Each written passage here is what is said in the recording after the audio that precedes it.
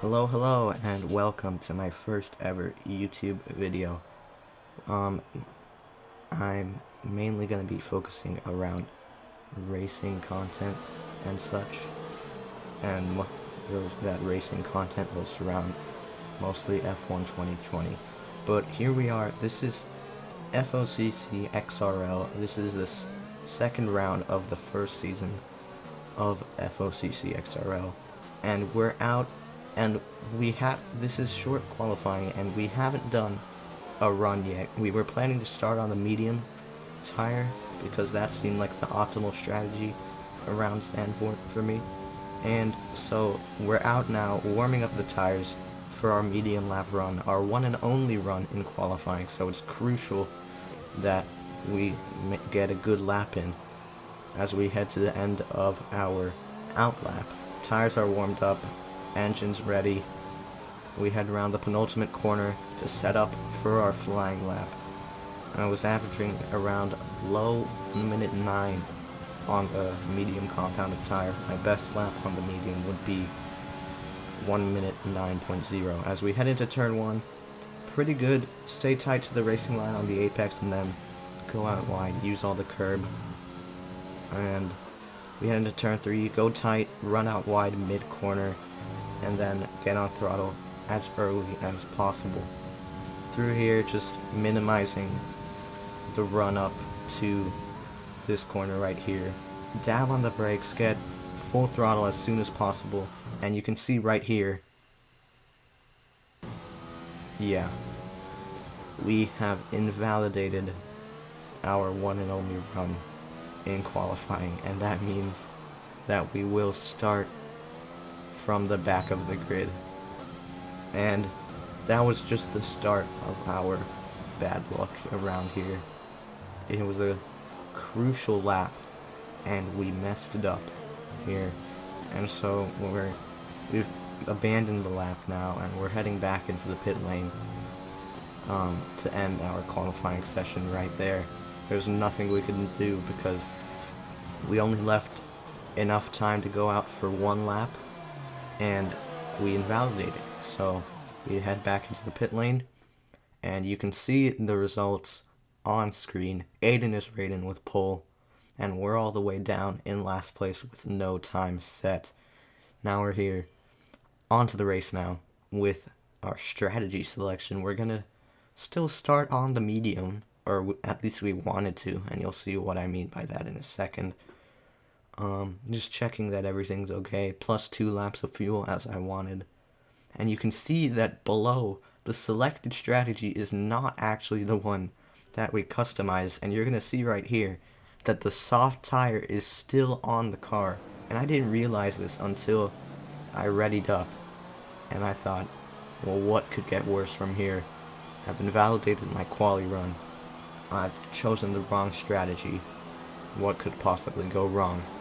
So, going into this, I really thought I had nothing to lose, so I'm just gonna try and have a good lap 1, try and have the best race possible, and try and limit the damage to our championship lead from round 1, which I unfortunately don't have a recording of. I will have a recording of all other races in the future, however. So we line up on the grid, taking a long time to load in here.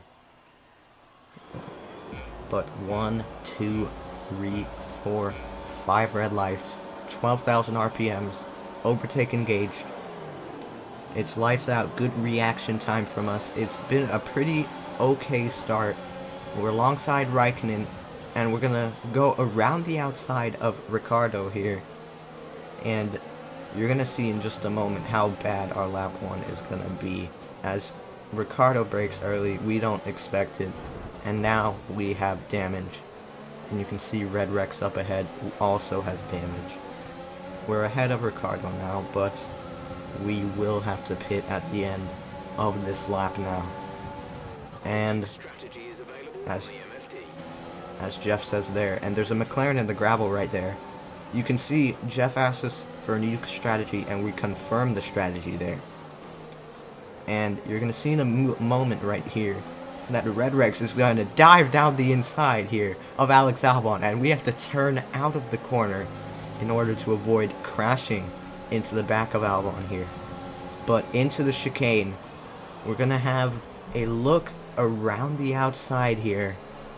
And it turns out Ricciardo's going to be on our inside instead, and he almost spins us round. And yeah, it's been a terrible start for us.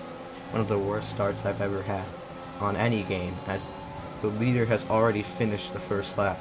We're going to be going into the pits. Remember that we did confirm the strategy change, but as we go into the pit lane, you can see that the pit crew are not ready for me. What's happened here? I have no idea. But we're stationary for nearly 7 seconds now before we get any pit service here. We've got to wait for a new front wing and tires, and at this point, I was so frustrated because now we've been jumped massively by the McLaren ahead, who was actually in the gravel on lap 1. But also, if you look ahead, other than the McLaren, the gap to the rest of the field is 28 seconds, which is crazy. So if we're gonna even have a chance at scoring points, we're gonna have to bring up our game a bit here and bring the pace into this race here, as we're gonna try and get past too high to Rem sooner or later, preferably on this lap. But he goes wide here into sector 2, and we slip up the inside as the leaders have finished the second lap already. So, and we're not even in sector 3 or anywhere close even. So yeah, there's a lot of time to make up here. The leaders are already at turn 4 as we get our first warning on lap 2, which is not optimal because it's an 18 lap race. If we're already getting warnings on lap 2, then yeah, that's not that very good here. But we use a lot of the battery through the final corner. We set purple sector 3 as the DRS has been enabled, and you can see Red Rex has actually exited the pit lane now, and he's got a 7/10 gap to us, and we're going to close that in right here as he's much slower on his colder medium tires than we are on our tires that are warmed up here. As we head through the final corner in sector 1, Red Rex has gone a little bit wide, and we're going to send it through sector 2. We've set a purple sector 1 here, so the pace is there, as Red Rex, we're all over the back of him, but he has actually gone wide on the exit here, and we get a much better exit. We have the DRS, and we're going to take advantage, and we're going to get past Red Rex in the Alpha Tauri there. We set a green sector 2. So, just for reference, before we set this fastest lap here, my best lap during the race on the medium tire was a 1 minute 11.4, and I was averaging around an 11.5. Right here, we were obviously battling someone, so we're much slower than that with a 12.2. We're actually going to beat that on this next lap. But you can see Disposable Stu comes out of the pit lane with a 2-second gap to us here, and he is on the medium compound of tire. Obviously, I don't assume anyone would be taking the hard around Zandvoort, as tire wear is not really an issue around here, as we are using the C1, C2, and C3 tire, as we're already almost 4/10 up in just the first sector alone here, and we nearly are in the DRS, but we won't have the DRS down this second DRS straight. We're in rich mix, but we won't be using any overtake here. Brake late, we're almost 5/10 up on our time. You can see a yellow flag in the second sector. It looks like Red Rex is at an issue. But we're going to head through the penultimate corner here, and we get another track limit warning. So on lap 4 out of 5, we already have lap 4 out of 18, sorry. We already have 2 out of 3 warnings before we get a penalty. We go 4/10 faster than our previous lap, and we set the fastest lap of 1 minute 11.8. And now we are 6/10 behind the Ferrari of disposable stew. And we're gonna try and get past him on this lap, since we are quite close to him here. And going into Sector 2, it's not a personal best sector, however, we're only focusing on getting past the Ferrari here. And we're going to have the DRS coming down through this DRS straight here. But we're a bit too far to make the move stick. But we absolutely send it through the chicane. And we're almost, well, yes, the gap is 4/10 going into the penultimate corner. The gap is now 3/10. And we're gonna use the overtake. We're gonna have the DRS. We're using rich fuel mix. We're gonna use a dab of the ERS right after. And we make the move pretty easily on the straight there with the slipstream. And now we just have to focus on the pack ahead. We got Giovinazzi ahead, 12-second gap, so we've pulled in a lot here. And yes, some of the driver spots are filled in by AI, and we are still looking for drivers here, but enough of that. The gap is already down to 11 seconds to Giovinazzi, 10.5 here, 10.6, sorry, and yeah, on lap 2, the gap was 28 seconds, so you can just see how much time we've pulled in to the pack here. You can see they're all just exiting the final chicane. You can see that on the mini-map there. As we set a purple sector 2, 1/10 faster than our previous best.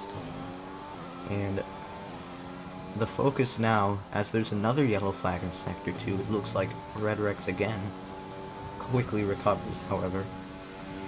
Our focus now is just to catch up to the field, and we set another fastest lap, just a marginal improvement, nothing crazy there.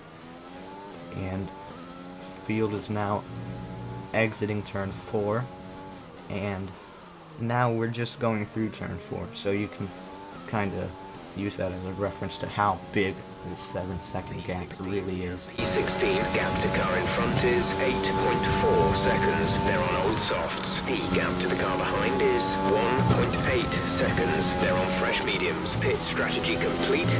See these tyres through to the end now. 12 laps to go. And yeah, you can hear there Jeff giving us the full race update. I was actually wanting to know what the gap to the leaders were, but he did not mention that, of course. Yes, you can see there's a Williams in the pit lane, and I can confirm that that is actually the leader of this race. You can also see a Haas in the pit lane, and that is Bulldozer there in the pits. And you're gonna see here that we're actually, it's gonna be very close between us and Bulldozer out of the pits. But you're gonna see that we actually do get him with our huge overcut that we did on lap 1 because of our damage. We actually get ahead of him, which is crucial because we can keep pushing without worrying about trying to make a move. As we cut on to the end of lap 8, we've caught up to the field now. The gap is less than a second to Giovinazzi, so we will have the DRS crucially here. And we're going to try and get past a couple of these cars as soon as possible. We've gone from P20 to P13 here, as someone has gone into the pit lane. That was one of the Haas cars, not Bulldozer. As we go around the outside of turn 4, great move there from us. Giovinazzi leaves us the room on the exit. Good racing there. As now up to P12, and we've got a massive run on Ricardo at the end of this first sector here, and we've overtaken him actually. And now we've got Albon coming through this corner here, and we're going to go into this left-hander now, and we're going to be very close to him like we were on lap 1. We won't have to turn out of the corner this time though. And you're about to see, this is one of the most important moves we make all race. We dive down the inside here, we leave each other the space, and you're going to see there's a yellow flag there in the first sector, and the safety car comes out here now. So this is crucial for us. because we've already made our stop. Everyone ahead in this train of cars has not made their stop, as Red Rex has retired from the session here, and that has triggered a safety car. And you're going to see we're all the way up into P4 now, and this is perfect for our race. The safety car is at turn 4 currently, but we're going to have to do another lap without the safety car queue, because the leader was already past turn 1 when the safety car came out. You can see the safety car there with the green light flashing. And this is amazing for us because we pitted on lap 1, so yes, the tires can make it to the end, but it's going to be a stretch. And with this safety car, we are able to easily save tires here. And that is perfect for us, as everyone else has pitted. Yes, they have around 9 or 10 lap fresher tires, but we have the track position right here. You can see no one has caught up to the safety car queue yet. The leader is just at the final corner here, and the safety car has stopped on the exit of turn 4. And soon enough, the leader will pick up the safety car queue. But we're gonna soon cut to when we catch the safety car queue, and you're gonna see right here that it was perfectly timed, because we catch the queue quite late because the gap to the leaders was quite big, actually, and the fact that we were able to close it was quite crucial to our race. And I start to realize here that we have a chance at the win. From last on lap 1 to the win, it could be possible.